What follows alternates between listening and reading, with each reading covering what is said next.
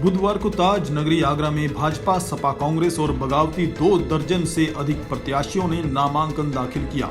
फतेहपुर सीकरी विधानसभा से रोलोद प्रत्याशी ब्रजेश चाहर व बीएसपी से मुकेश राजपूत ने पर्चा दाखिल किया। अतामपुर विधानसभा से सपा प्रत्याशी वीरेंद्र चौहान व कांग्रेस प्रत्याशी शिवानी बघेल व बीजेपी से ग्रामीण प्रत्याशी पूर्व राज्यपाल बेबी रानी मौर्य व किरण प्रभा केसरी खेरागढ़, बीजेपी प्रत्याशी भगवान सिंह कुशवाहा छावनी विधानसभा सीट से पूर्व मंत्री जीएस धर्मेश और सपा से कुंवर चंद वकील, फतेहाबाद से बीजेपी प्रत्याशी छोटे लाल वर्मा, बीएसपी से शैलू जादौन, बास से बीजेपी की रानी पक्षलिका ने विकास के वादे के साथ नामांकन दाखिल किया। प्रत्याशियों ने अपने अपने दल के प्रत्याशियों के तौर पर पर्चा दाखिल किया है।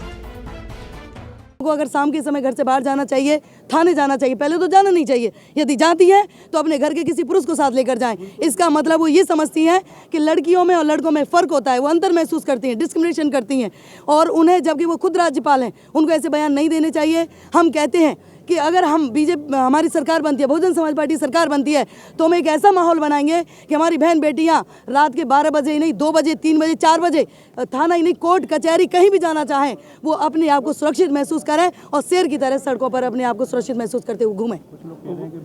पूर्व राज्यपाल यहाँ चुनाव मैदान में हैं और किस तरीके से चुनौती मान रही हैं आप?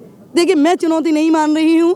आप इस बात को क्लियर समझ सकते हैं कि चुनौती तो विपक्ष के लोग मान रहे हैं, बीजेपी के लोग मान रहे हैं, क्योंकि इस किरण केसरी के सामने खड़े होने के लिए उनके पास प्रत्याशी नहीं था। वो राज्यपाल से अपनी उत्तराखंड से राज्यपाल को इस्तीफा दे करके यहाँ पर उन्होंने उतारा है। तो आप समझ ही रहे हैं कि चुनौती किसके सामने है।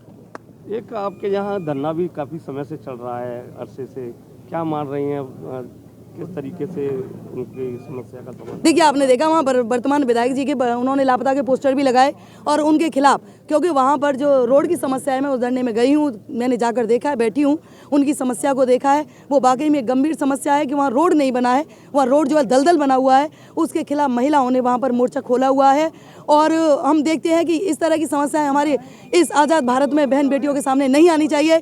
हमें कम से कम जो लोगों की प्रथम प्राथमिकता होती है, सड़क, बिजली, पानी, वो लोगों को मुहैया करानी चाहिए और यह हमारी सरकार बनेगी तो हम मुहैया कराएंगे। मैं आगरा कैंटोनमेंट अनुसूचित जाति के लिए सुरक्षित सीट है, वहाँ से नामांकन किया है और मैंने 5 साल के अंदर 2017 से लेकर 2022 तक है जितने विकास कार्य मैंने जो कराए हैं, एक ऐतिहासिक कार्य हुए हैं जो अभी 70 साल में कभी पूरे नहीं हुए थे।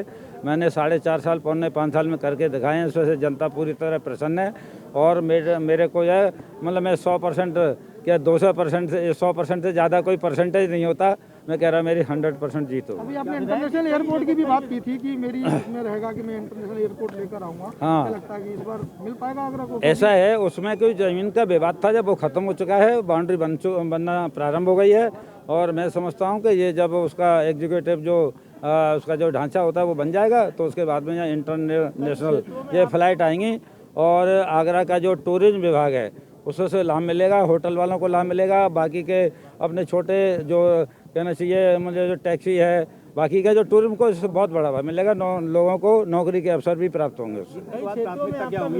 प्राथमिकता मेरी ये ताजमहल के पास जो बैराज है यमुना नदी पर, वो मेरा प्रयास होगा कि वो बैराज बने। हर बार जनप्रतिनिधि आते हैं और बैराज की बात करते हैं। हर बार जितने भी जनप्रतिनिधि आते हैं बात करते हैं किसी भी पार्टी से, वो बैराज और इंटरनेशनल की बात करते हैं, लेकिन आगरा को मिलता कुछ नहीं मिलेगा। 100% मिलेगा। इतने काम हुए हैं तो ये भी मिलेगा। देखिए, सुप्रीम कोर्ट का एक कहना चाहिए एक प्रक्रिया है कि माननीय सर्वोच्च न्यायालय के आदेश का तो पालन करना ही पड़ेगा।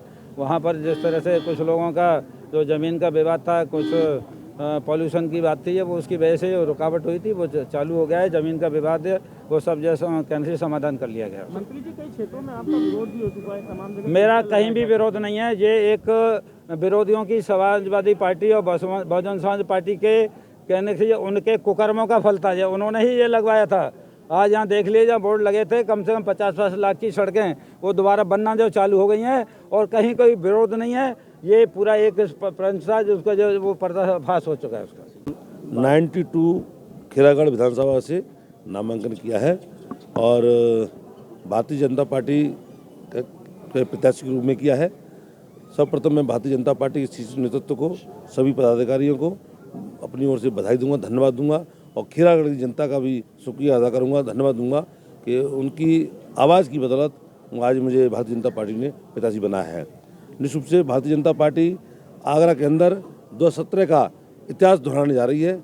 आगरा में 9 की 9 विधानसभा सीटें पुनः भारतीय जनता पार्टी प्रचंड बहुमत से जीतने का काम करेगी, जिसमें कि खीरागढ़ की जीत नंबर 1 पर होगी। क्या मुद्दे होंगे, क्या प्राथमिकता होगी आपकी?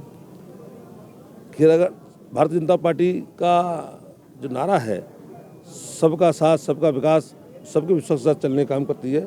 भारतीय जनता पार्टी एक ऐसी पार्टी है जो सब समाज को, सभी वर्गों को लेकर चलने का काम करती है, चाहे किसान हो, दलित हो, मजदूर हो, अल्पसंख्यक हो और व्यापारी हो, सभी का ध्यान भारतीय जनता पार्टी रखती है। और निश्चित रूप से और विकास की तो आप सर्वांगीण विकास जो भारतीय जनता पार्टी ने किया है आज तक किसी ने किया। माननीय योगी जी द्वारा जो आज उत्तर प्रदेश के अंदर कानून का राज कायम किया है वो एक ऐतिहासिक कायम है और खास करके महिलाओं के लिए तो बहुत ही सुरक्षा की दृष्टि से देखा जाए तो इतना बड़ा काम किसी ने नहीं किया। एनसीआरबी के जो आंकड़े वो बताते हैं कि अपराध बढ़ा है, उसको आप कैसे कह सकते हैं कि अपराध कानून व्यवस्था में उन्होंने बेहतरी की है या सुधार किया है?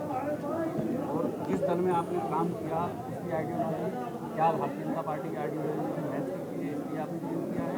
और कानून व्यवस्था का जो सवाल है उसका भारतीय जनता पार्टी सब समाज को जिस तरह से लेने का काम करती है या किसी का कोई पक्षपात नहीं है।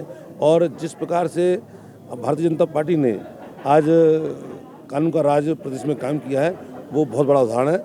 और विकास की तो चाहे पूरे प्रदेश में जितनी भी आप देख रहे हैं, एक्सप्रेस वे देख रहे हैं आप, चाहे राम मंदिर का रहा हो जो कहती आई भारतीय जनता पार्टी, उसको पूरा करने का काम किया है। और जितना भी काम किया है भारतीय जनता पार्टी ने इतना किसी ने विश्वास करे पहले भी वर्तमान विधायक बीजेपी से आपकी उनका टिकट काट के आपको दिया गया है, तो क्या रहेगा मैन इस पर जनता आपके पक्ष रहेगी? ये खीरागढ़ की जनता की आवाज़ थी। खीरागढ़ के जनता के बीच में मैं हर समय सुख दुख में और जितना भी मदद हो सकती है करने का काम किया, उसी की आवाज़ की बदौलत ही मुझे भारतीय जनता पार्टी ने पिताजी बनाया है। मैं 93 विधानसभा क्षेत्र फतेहाबाद जनपद आगरा से भारतीय जनता पार्टी के प्रत्याशी का नामांकन कर रहा हूँ। किन मुद्दों के साथ आप जनता की? मेरे यहाँ सड़कों के मुद्दे हैं, पूरा करा दिया है। स्कूलों के मुद्दे मैंने पूरा करा दिया। मेरे यहाँ 2 मुद्दे हैं। नंबर 1 तो यमुना, उटंगन और खारी नदियों के बीच का बसा हुआ क्षेत्र होने के कारण, ऊबड़ खाबड़ जमीन होने के कारण पानी काफ़ी गहरा चला गया है। इसलिए मेरा लक्ष्य है पहला का यमुना नदी, उटंगन नदी, खारी नदी में चेक डैम और बनाए जाएं, बनवाने का, जिससे कि भू और जल काफ़ी ऊपर आ जाए। और दूसरा स्वास्थ्य की बहुत ही कमी है हमारे यहाँ, उसको कम से कम एक बहुत बढ़िया 100 बेड का हॉस्पिटल बनाने का। बाकी मैंने फार्म जनता कैसे विश्वास करे, क्योंकि पूर्व में भी वर्तमान में बीजेपी के विधायक? देखिए, जनता ने मेरे पहले भी विश्वास किया है, अब की विश्वास कर रही है। पूर्ण रूप से विश्वास है कि जनता मेरे साथ खड़ी है। इसके चेहरे पर इस बार चुनाव लड़ा जा रहा है यूपी में, योगी या मोदी? दोनों के चेहरे पे लड़ा जा रहा है, दोनों हैं, योगी और मोदी। देश के दोनों हमारे नेता हैं, हमारी दोनों पार्टी के मुख्यमंत्री हैं, प्रधानमंत्री हैं। देखिए, मेरा एक मुद्दा है मात्र, मुझे जनता पर भरोसा है। मैं पिछले कई वर्षों से लगातार संघर्ष में हूँ, संघर्ष कर रहा हूँ और मुझे अवसर भी मिले चुनाव लड़ने के, लेकिन मेरे भाग्य में नहीं था। लेकिन मैं ईश्वर पर और जनता पर भरोसा कर रहा हूँ और 10 मार्च के दिन मुझे आशा है मुझे आशीर्वाद मिलेगा। क्या मुद्दे रहे? मुद्दों की बात करें तो भैया देखिए, किसानों का संघर्ष बहुत महत्वपूर्ण है और किसानों ने जो लड़ाई लड़ी है वो सबसे बड़ा मुद्दा है। उसके अलावा महंगाई मुद्दा है, रोजगार का मुद्दा है, उसके अलावा महंगाई इतनी है चरम पर, और ये सब बातें हैं, बहुत सारी चीज़ें हैं जिनको लेकर के हम लोग लगातार मानने चौधरी बाबूलाल आपके सामने है। मैं किसी से लड़ाई नहीं मान रहा, कोई लड़ाई नहीं है, वो तो मेरे पिता तुल्य हैं, मैं किसी से क्यों लड़ाई मानूंगा। मैं तो सिर्फ जनता पर भरोसा करता हूँ, जनता के आशीर्वाद की आकांक्षा कर रहा हूँ। 10 मार्च के दिन मुझे आशीर्वाद मिलेगा। किन मुद्दों को लेकर आप चुनाव मैदान में उतरे हैं? फाइट रहेगी आपकी? समाजवादी पार्टी के राष्ट्रीय अध्यक्ष माननीय अखिलेश यादव जी ने मुझे एतमापुर विधानसभा से प्रत्याशी बनाया है। जहां तक सभी पत्रकार बंधु, मेरा राजनीतिक कैरियर छात्र राजनीति से लेकर शिक्षक राजनीति तक सब लोग आप परिचित हैं। मैं हमेशा छात्रों के लिए मैंने लड़ाई लड़ी, शिक्षकों की लड़ाई में आज तक लड़ रहा हूं और किसानों की लड़ाई में भी डॉक्टर वीरेंद्र सिंह चौहान कभी पीछे नहीं रहा। जहां तक मुद्दों की बात है तो पूरे उत्तर प्रदेश क्या देश में मुद्दों की इस समय कमी नहीं है। चाहे बेरोजगारी की बात हो, किसानों की आय दोगुनी करने की बात कही थी इस सरकार ने, दोगुनी क्या पहले की अपेक्षा आधी भी आय उनकी नहीं बढ़ी। जहां तक शिक्षा की बात है, क्योंकि मैं प्रोफेसर हूं और शिक्षक संघ का पूरे उत्तर प्रदेश का मैं अध्यक्ष हूं, इस सरकार ने यह कहा था कि पूरे देश की शिक्षा में आमूलचूल परिवर्तन करने का काम भारतीय जनता पार्टी की सरकार करेगी। मैं आपको यकीन दिलाता हूं, जब से ये सरकार बनी है तब से पूरे देश के अंदर शिक्षक आंदोलनरत हैं और इन्होंने जो किसी भी देश की आर्थिक समृद्धि, इकोनॉमिक बोन शिक्षा हुआ करती है और पूरे शिक्षा को पूरे देश की शिक्षा को चौपट करने का काम किया है, तो ये भारतीय जनता पार्टी की सरकार ने किया है। किन मुद्दों को लेकर आप जा रहे हैं बीच में? मैं इस समय बेरोजगारी को लेके, महंगाई को लेके, सबसे बड़ी इस समय बेरोजगारी और महंगाई और देश के विकास की बात थी। मैं तो देखता हूं तो एदमापुर विधानसभा में विकास के नाम पर यहां कुछ नहीं हुआ। लोग कहते थे कि नहरों में पानी आएगा, किसान कितना परेशान है। लोग कहते थे कि किसानों को अपनी उपज का वाजिब मूल्य मिलेगा। आज देख रहे हो कि आलू का किसान, उसकी स्थिति बद से बदतर हो गई, कोई उसकी सुनने वाला नहीं। छात्र आपका रो रहा है।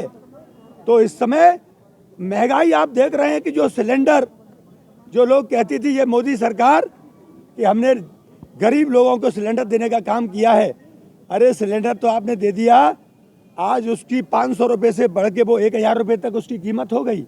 किसान कहाँ से लाए? पूरी तैयारी है, अभी नामांकन करके आई हूँ। मधुसूदन जी द्वारा मैदान में हैं और एक बार वो क्या कहते हैं, आप हार चुके हैं उस समय जब आप राजा साहब थे विधायक। पूरा विश्वास है इस बार कि भारतीय जनता पार्टी ही बाहर से जीत के जाएगी। क्या विकास के मुद्दे रहेंगे ऐसे? विकास ही भारतीय जनता पार्टी का मुद्दा है।